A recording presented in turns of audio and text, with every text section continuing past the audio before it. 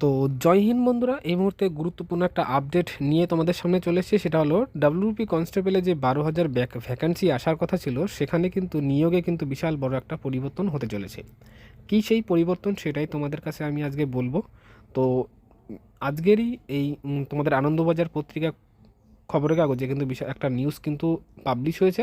তো নিউজটা তোমরা দেখতে পাচ্ছ, দ্রুত নিয়োগে একটি পরীক্ষা কনস্টেবলদের।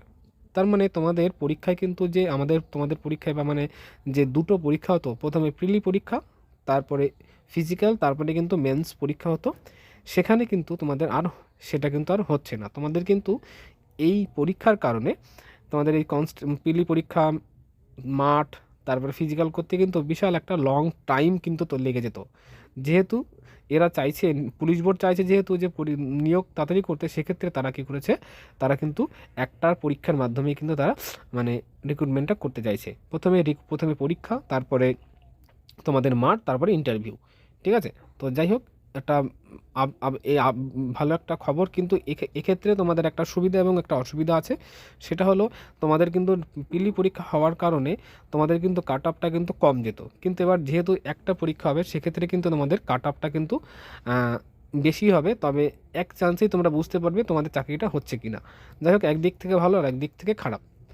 আর এখানে অনেক বড় খবরটা, যেহেতু তোমাদেরকে পুরোপুরি পড়ে শোনাচ্ছি না আমি, এটার পিডিএফ আমি আমার টেলিগ্রাম গ্রুপে দিয়ে দেবো, তোমরা সেখানে নিজেরা নিয়ে পড়তে পারবে।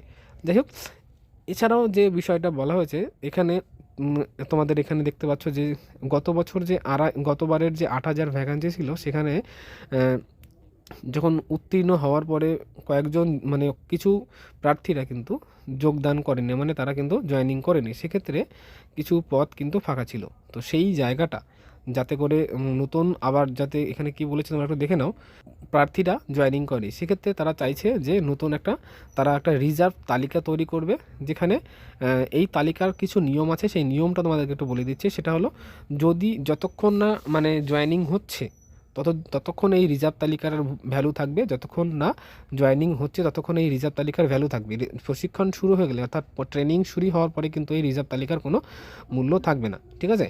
যদি কোনো পদ ফাঁকা থাকে, তাহলে সেই রিজার্ভ তালিকা থেকে তাদেরকে কিন্তু টেনে নেওয়া হবে এবং সম্পূর্ণ যত সংখ্যক ভ্যাকান্সি বেরোবে, সেই সংখ্যক ক্যান্ডিডেটদের কিন্তু জয়েনিং করানো হবে। ঠিক আছে? যাই হোক, এটাও একটা খুব ভালো পদক্ষেপ।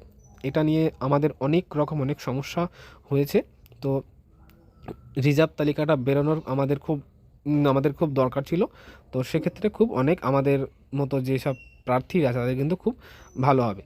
তো নেক্সট তোমাদের বিষয় যেটা, সেখানে হলো, এখানে কিন্তু এবার যে এখানে আরেকটা বিষয়, যে কিছু সংরক্ষণ, মানে এখানে আলাদা করে কিছু সংরক্ষণ কিন্তু রাখা হয়েছে। সেটা হলো, যেমন 12,000 যে ভ্যাকান্সি বের হবে, তার মধ্যে 15% শুধু সিভিক ভলেন্টিয়ারদের জন্য সংরক্ষণ 15% কিন্তু রাখা হয়েছে। এবং আগে ছিল 10%-এর প্রস্তাব, প্রাক্তন সৈন্যদের জন্য 5% সংরক্ষণ রেখে তাদের বয়স এবং শারীরিক দক্ষতার ছাড় দেওয়ার কথা বলা হয়েছে। মানে তোমাদের 15% তো সিভিকদের জন্য রয়েছে, এবং প্রাক্তন যে সেনারা যারা আছে, মানে এক্স সার্ভিসম্যান যারা আছে, তাদের জন্য কিন্তু 10%, তাদের আগে ছিল 5% ছিল, এখন সেটাকে 10% কিন্তু করা হয়েছে।